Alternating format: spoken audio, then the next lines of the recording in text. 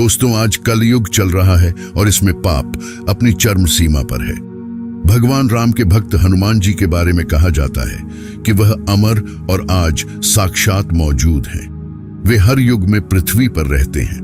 वे सतयुग में भी थे, रामायण काल में भी थे और महाभारत काल में भी।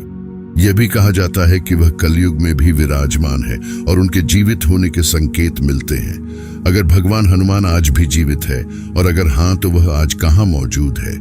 हनुमान जी भगवान शिव के इकलौते ऐसे अवतार हैं जो आज भी पृथ्वी पर जीवित हैं, क्योंकि इन्हें स्वयं माता सीता से चिरंजीवी का वरदान मिला है और भगवान राम ने भी हनुमान को यह आज्ञा दी है कि वह कलयुग के अंत तक भक्तों की दुख दूर करने के लिए पृथ्वी पर रहेंगे। शायद इसीलिए हमें धर्म ग्रंथों में भगवान श्री कृष्ण और यहाँ तक कि श्री राम के देह त्याग की कथा देखने को मिल जाती है, लेकिन कभी भी हमने किसी भी धर्म ग्रंथों में भगवान हनुमान के देह त्याग के बारे में नहीं सुना। आप भी सोच रहे होंगे, अभी भगवान कहाँ है, हम कैसे दर्शन करेंगे? और इस वीडियो में आपको चमत्कारी घटनाओं के बारे में भी बताएंगे। आप देख रहे हैं mystery own of God YouTube channel. Video शुरू करें उससे पहले कमेंट में जय बजरंग बली जरूर लिखें। भगवान हनुमान की शक्तियों की लीला अपरंपार है, जिनके एक कदम में ही इतनी ताकत है कि वह पृथ्वी के 7 समुद्रों को पार कर दे, जिनका ज्ञान इतना ज्यादा है कि बड़े से बड़े देवता भी उनके सामने नतमस्तक हो जाए, जिनके नाम में इतनी ताकत है कि केवल नाम के जाप से ही बड़े से बड़ी बुरी शक्ति दूर चली जाए। तो चलिए शुरू करते हैं और जानते हैं भगवान हनुमान के बारे में। नंबर 1, कहाँ रहते हैं हनुमान जी कलयुग में? भगवत पुराण में इस बात का जिक्र देखने को मिलता है कि कलयुग में भगवान हनुमान कहाँ पर रहते हैं।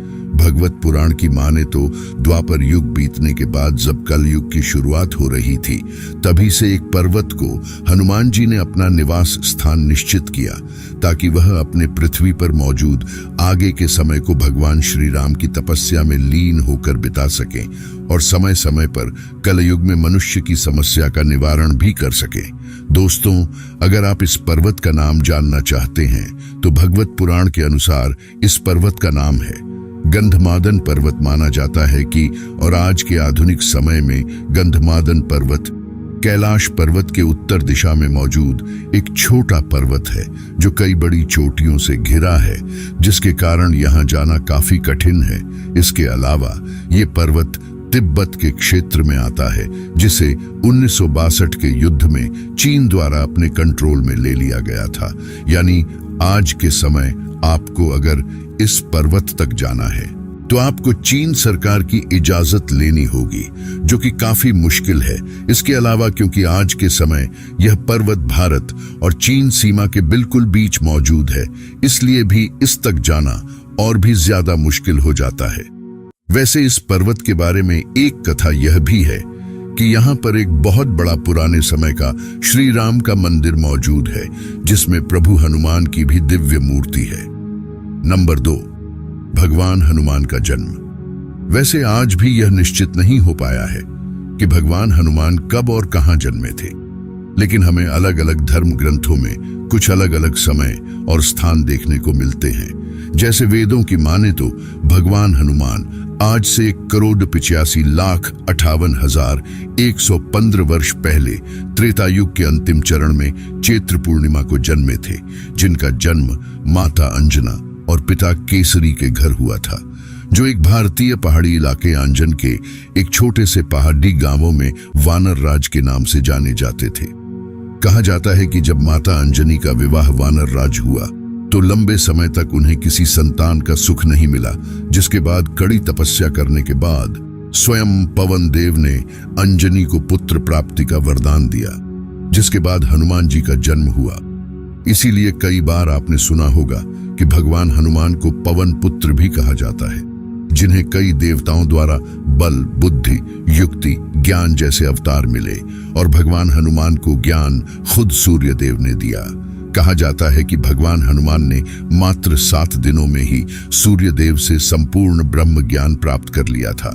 इसके अलावा भगवान हनुमान के जन्म से जुड़ी एक कथा यह भी है कि हनुमान जी का जन्म भगवान श्री राम के जन्म से पहले ही हो चुका था और हनुमान जी का जन्म आज के भारत के कर्नाटक के कोपल जिले के अनैगुंदी नामक एक गांव में हुआ था, जिसे आज से हजारों साल पहले रामायण के समय किष्किंधा के नाम से जाना जाता था।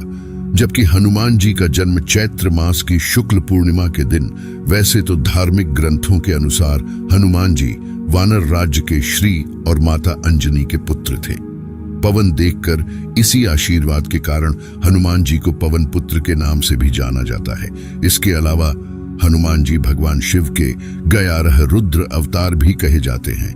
नंबर 3, वैसे मुझे यकीन है कि आपके मन में सवाल आ रहा होगा कि कैलाश पर्वत को छोड़कर भगवान हनुमान ने गंधमादन पर्वत को ही क्यों चुना। तो हनुमान जी द्वारा कैलाश पर्वत को न चुनने का सबसे पहला कारण तो यही है कि वहां पर खुद भगवान शिव का निवास स्थान है, और कि किसी भी हमें हमारे धर्म ग्रंथों में कई बार देखने को मिल जाते हैं, क्योंकि हनुमान जी से पहले परशुराम, कृपाचार्य और अरश्य कश्यप जैसे कई महान लोगों ने भी यहाँ पर तपस्या की है। और इस पर्वत को आराधना करने के लिए कैलाश पर्वत के बाद इस पृथ्वी लोक की सबसे अच्छी जगहों में से एक माना जाता है। इसीलिए जब श्री राम भगवान का समय पृथ्वी लोक पर पूरा हुआ और वह अपने बैकुंठ धाम जाने के लिए सरयू नदी पर अपना देह त्याग करने पहुंचे, तब उन्होंने हनुमान जी को यह वरदान दिया था कि वह समय के अंत तक पृथ्वी पर जीवित रहेंगे, और उन्हें आदेश दिया कि उन्हें कलयुग के अंत तक पृथ्वी पर ही रहकर अपने भक्तों की रक्षा करनी है। इसीलिए भगवान हनुमान ने श्री राम प्रभु की आज्ञा को मानते हुए पृथ्वी लोक पर अपने बचे हुए समय को बिताने के लिए और कलयुग का इंतजार करते हुए भगवान राम की आराधना के लिए गंधमादन पर्वत को चुना।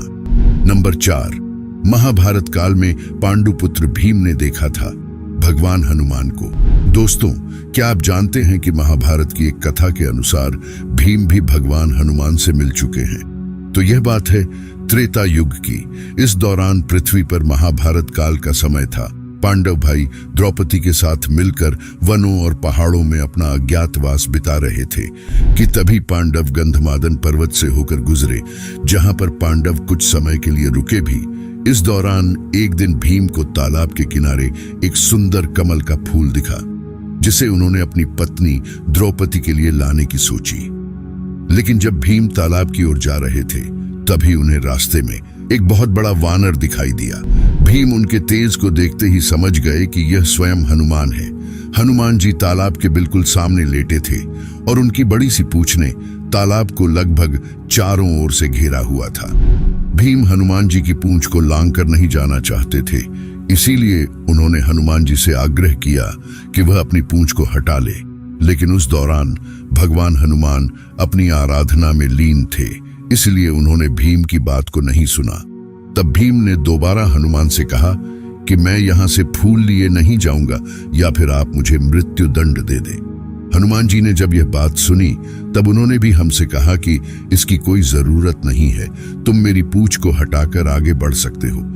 भीम को वैसे भी अपनी शक्तियों पर हमेशा से ही काफी भरोसा था, इसीलिए हमने सोचा कि उनके लिए भगवान हनुमान की पूंछ को हटाना कोई बड़ी बात नहीं है।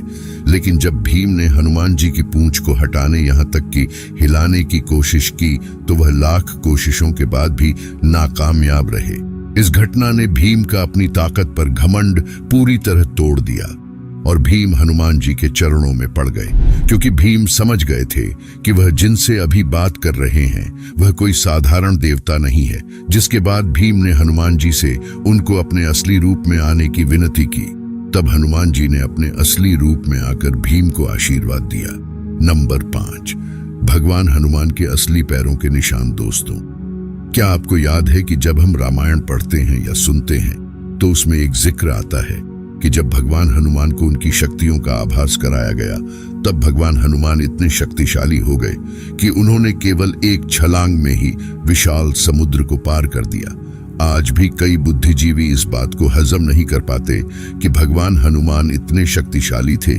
वह इसे एक कहानी की तरह मानते हैं, लेकिन आप जानकर हैरान होंगे कि यह सभी सच है, जिसके हमारे पास कई वैज्ञानिक सबूत भी हैं।